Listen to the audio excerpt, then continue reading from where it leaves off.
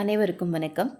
இன்றைக்கி திங்கட்கிழமை காலையில் சமையல் வேலைகள்லாம் முடிச்சதுக்கப்புறமா பார்த்திங்கன்னா, நம்மளுடைய துளசி மாடத்தை வந்து ஒரு ட்ரெடிஷ்னலாக மாற்றணும் அப்படின்னு சொல்லிட்டு ரொம்ப நாளாக யோசிச்சுட்டு இருந்தேன்.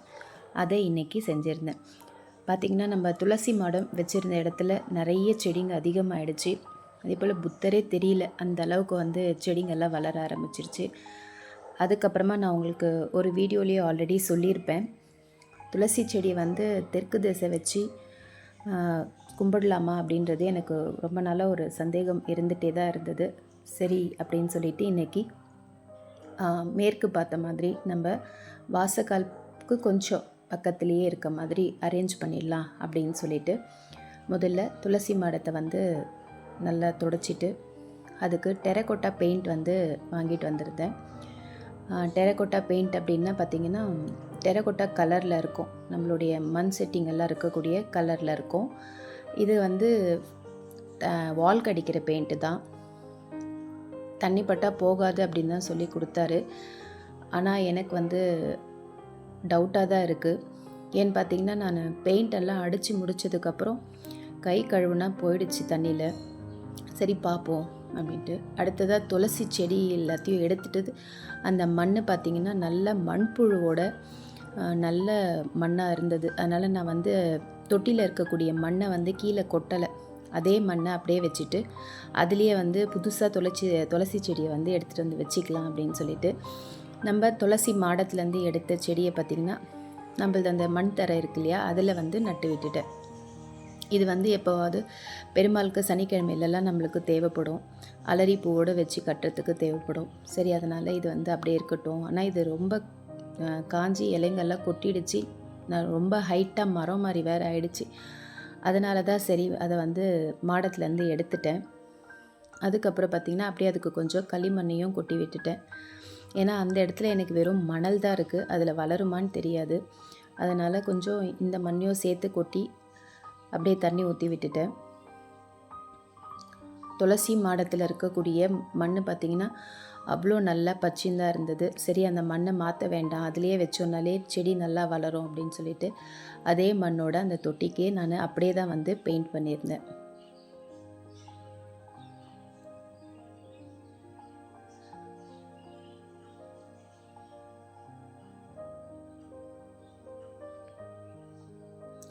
அதுக்கப்புறமா அப்படியே வந்து மாடத்தை எடுத்து கீழே வச்சுட்டு நல்லா அதை வந்து ஒரு துணியை போட்டு நல்லா நார் வச்சு ஃபஸ்ட்டே எல்லாத்தையும் தேய்ச்சி எடுத்துட்டேன். அதுக்கப்புறமா ஒரு கிளாத் வச்சு நல்லா தொடச்சி சுத்தம் பண்ணிடலாம் அப்படின்னு சொல்லிட்டு, தூசிங்கெல்லாம் இருக்கும் அப்படின்னு சொல்லி எல்லாத்தையும் நல்லா சுத்தமாக தொடச்சி விட்டுட்டேன். அதுக்கப்புறம் நம்மளுடைய டெரகோட்டா பெயிண்ட்டை வந்து நான் அதில் அடித்து விட்டுட்டேன். இதில் நம்ம எதுவுமே மிக்ஸ் பண்ண வேண்டாம், அவங்களே நம்மளுக்கு கலர் கொடுத்து மிக்ஸ் பண்ணி தான் கொடுக்குறாங்க. இது வந்து வால் கடிக்கிறது அப்படின்றதுனால நம்ம அப்படியே டைரெக்டாக வந்து எதையும் மிக்ஸ் பண்ணி கலக்கணுன்றதெல்லாம் இல்லை, எடுத்துகிட்டு வந்து அப்படியே அடிச்சிடலாம்.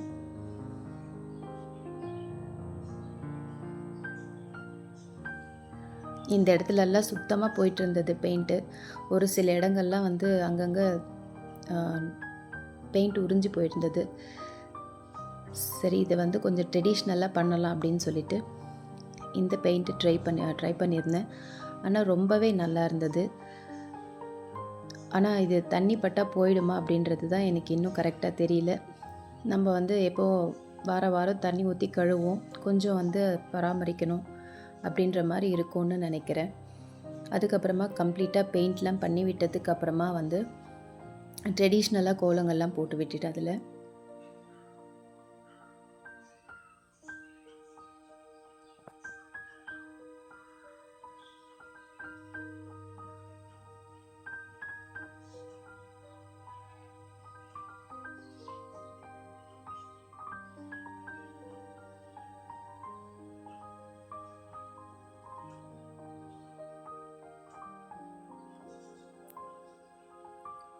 இதில் இந்த கலர் பார்த்ததும் எனக்கு வந்து நம்ம மாட ஸ்டாண்டு கிடச்சிருந்த கலர் எனக்கு கொஞ்சம் திருப்தியாகவே இல்லை. அது நேரில் பார்க்கும்போது பார்த்திங்கன்னா அந்த அளவுக்கு பிரைட்னஸாக இல்லை, ரொம்ப டல்லாக தான் இருந்தது.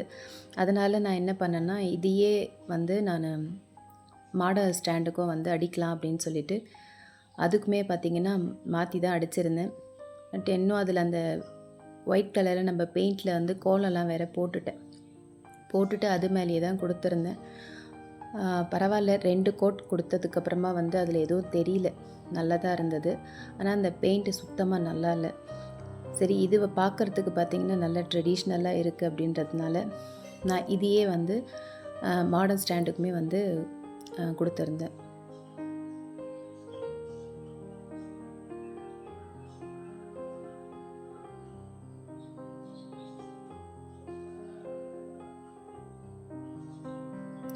இந்த கலர் கொடுத்துட்டு இந்த மாதிரி ட்ரெடிஷ்னலான கோலம் போட்டு பார்க்கும்போது துளசி மரம் உண்மையிலேயே ரொம்ப அழகாக இருந்தது.